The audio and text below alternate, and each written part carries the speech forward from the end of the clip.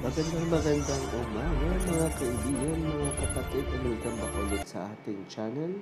Ito na naman po tayo, Jin Joanna Patindol. So kung inyo pong nasubaybayan mga kaibigan ng aking nakaraang upload na video is regarding po doon sa ating sinasabing mga dambuhalang proyekto ni Madam Imelda Marcos. So ngayon naman is ating tatalakayin ang National Kidney and Transplant Institute. So, di ba kung yung nakikita, National Kidney and Transplant Institute. So, isa po ito sa pinakamalaking dambuhalang ginagawang proyekto ni Madam Imelda Marcos regarding doon sa kanyang pamamahala ng kanyang asawa na si Ferdinand Marcos. So, isa lamang po ito sa mga karamihang pina-question ng mga kumukontra against sa kanyang administration. Kung inyo pong mamarapatin, hanggang ngayon po na mamayagpag, patuloy na nagseserbisyo sa mamamayang publiko, patuloy na naglilingkod sa pangangailangan ng paggamutan, lalong-lalo na sa pagdating ng nangangailangan ng kidney. Uulitin ko po ha, kasi kung ating pong napapansin, lahat po ito is pinapangalan ng National Kidney and Transplant Operation or Philippine Kidney. Hindi po ito pinapangalan ng mga Marcos. Hindi katulad po ng mga Aquino na marami silang pinapatay yung mga revolto. At saka doon sa nangyaring sinasabi natin na kung international airport natin ng Philippines, ginagawa po nilang Ninoy Aquino International Airport dahil po sa kasabihan or sa kadahilan ng doon po siya napatay, doon po siya nabaril. So, ito po yung ating tinatalakay dahil nga gusto po natin na mabigyang linaw, mabigyan natin ng hostisya ang mga Marcos. Dahil sila yung hinahabol ng taong bayan. Meron pong kasabihan doon sa sinasabing ill-gotten wealth.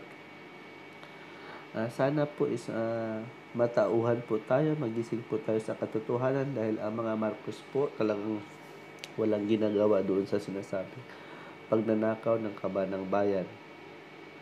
Dahil bago po lamang sila maluklok, sila po ay may kakayanan na may natatagong yaman. Dahil po sila po ay isa sa mga nag-i-invest ng mga ginto. Kung inyo pong naririnig ang mga news, kahit sabihin natin ng mga fake news, di ba, tawag dito, makikita po natin na nandoon yung pinapautang ng ginto ang iba't ibang bansa. So, kung inyo pong mapapansin, kung inyo pong naririnig, kung sabihin na lang natin na fake news, so nagpapautang po sila ng sangkaturbang ginto sa bawat bansa. Tapos ngayon tinutulig sa at meron din pong kasabihan na pagdating ng maturity date, maaaring makuha ang pinapahiram na ginto kasama yung interest. At nakalagay doon sa kanyang last will and testament na ibabalik niya sa taong bayan ang 70% ng kanyang interest o ng kanyang kabuang ginto. At ang 30% is ibibigay sa humanitarian foundation ng mga Marcos. Pero sila po tinutuligsa at kinukuha po ng mga dilawan, ginagawa po nilang personal at marami na rin po silang nababawi or nananakaw na nagiging personal din. Malamang ginagastos nila sa mga NPA, ginagastos nila sa parali-rally, ginagastos nila sa pagpipinas ng hindi kanais-nais na gawain against ng administrasyon.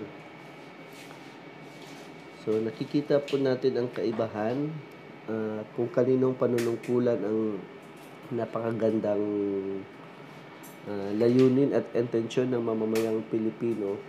May mga kasabihan din doon sa sinasabing Marcos administration na dictatorship dahil nga doon sa sinasabing pag-declared ng martial law Pero yung martial law po,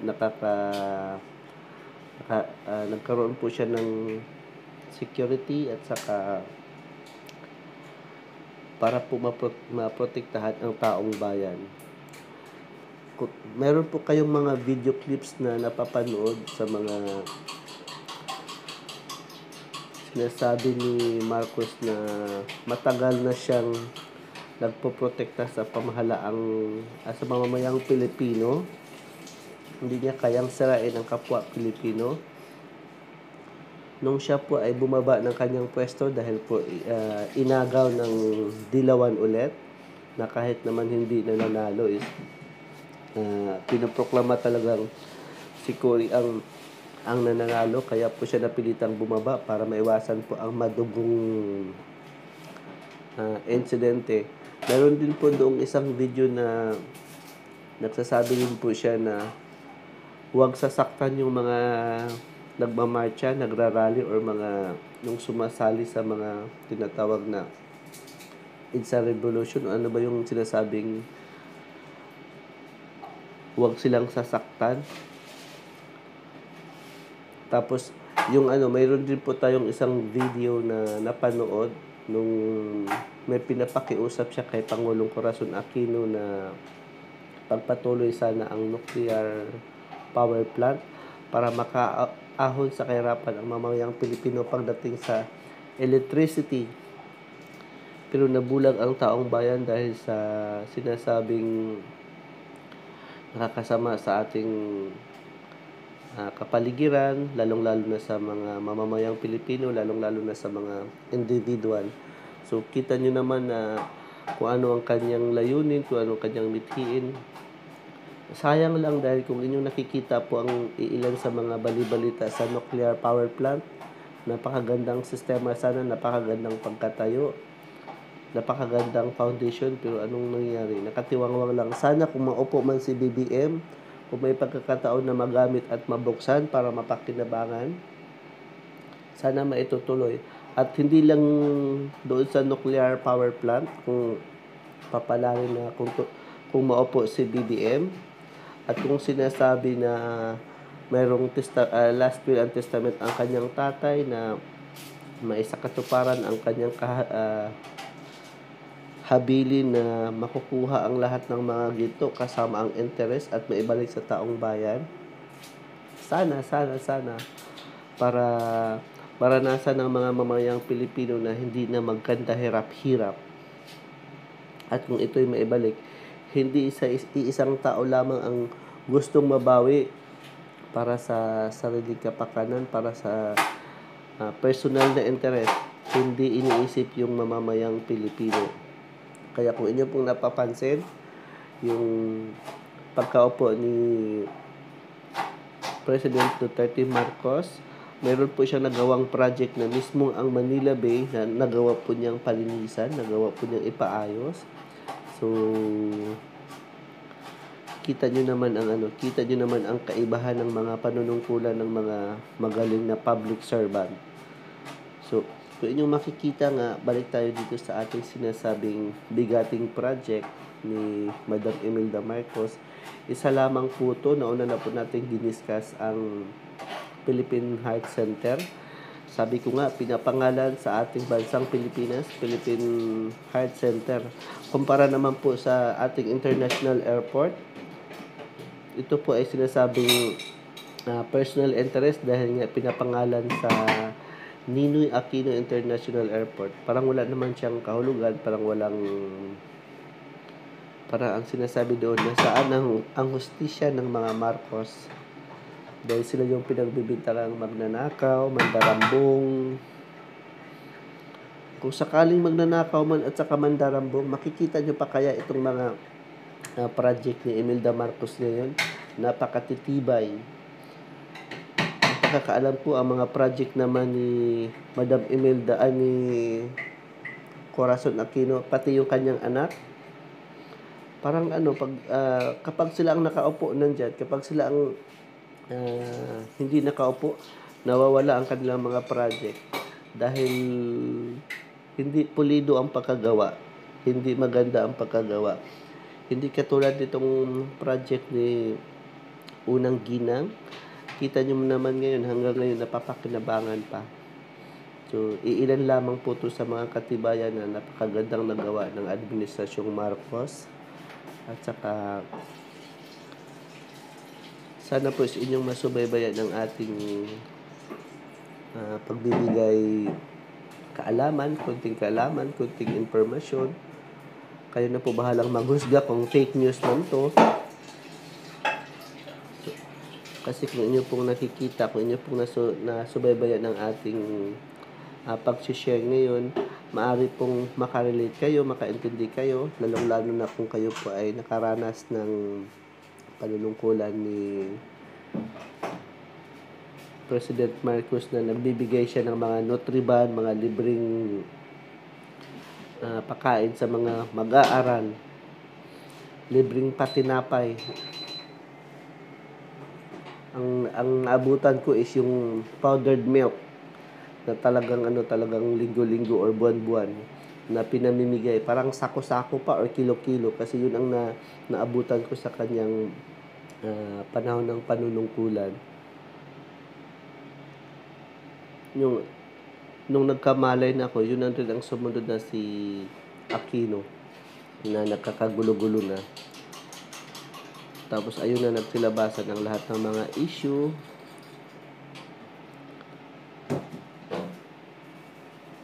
So, di ba?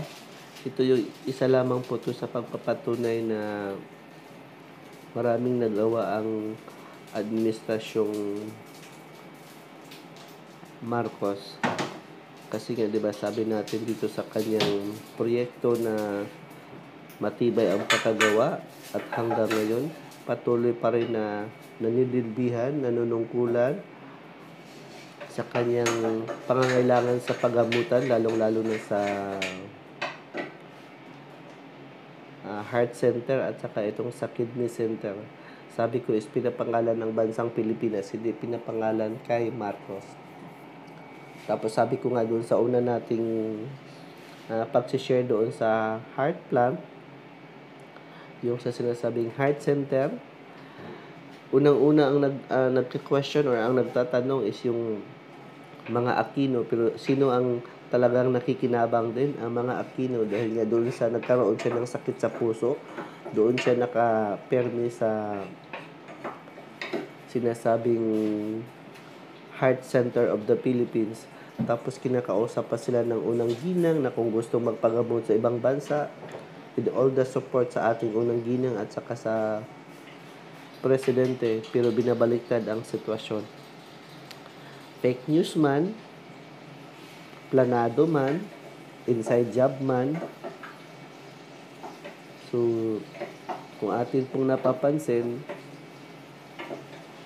3 Aquinos, Aguinuan, Marcos, kita-kita na sila sa langit.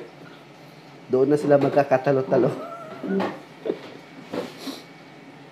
Kasi kung napapansin natin, 3 laban sa isa. So, di ba talagang mahihirapan ka? Pero sa kanyang pamumuno at saka sa kanyang mga proof of evidence na makikita mo ang kanyang mga proyekto ayon sa kanyang vision para sa mga next generation. So, napakagandang pakinggan.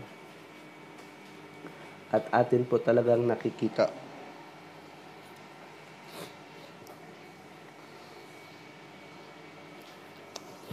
So, di ba, isa lamang po ito. So, nauna na natin tinatalakay ang sinasabi nating Philippine Heart Center. So, ito naman ngayon is ang Philippine Kidney Center. So, sa susunod naman na atin pagtatalakay is yung regarding naman po sa mag-mini-memo po tayo regarding doon sa Children's Hospital at saka yung isa kasi 4 yun eh.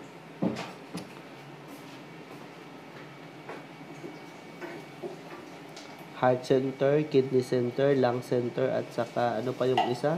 Children's Hospital. So meron pa tayong 2. So isisingit din po natin ng ang mga pangyayari doon sa nuclear power plant. Kung ano po ang nangyayari. Sana po sa inyo nagustuhan ng ating pagbablog sa araw na ito. Inanyayahan ko po kayo na suportahan nyo ang aking channel. Please follow, like, and share, and click the notification para magiging updated po kayo sa ating mga susunod na vlog. Hanggang sa muli po, isang panig man kayo ng mundo. Maraming salamat at maraming salamat sa natutiwala pa rin sa ating channel. Jinjuana Patindol po. Stay safe, God bless, and paalam. Thank you for watching.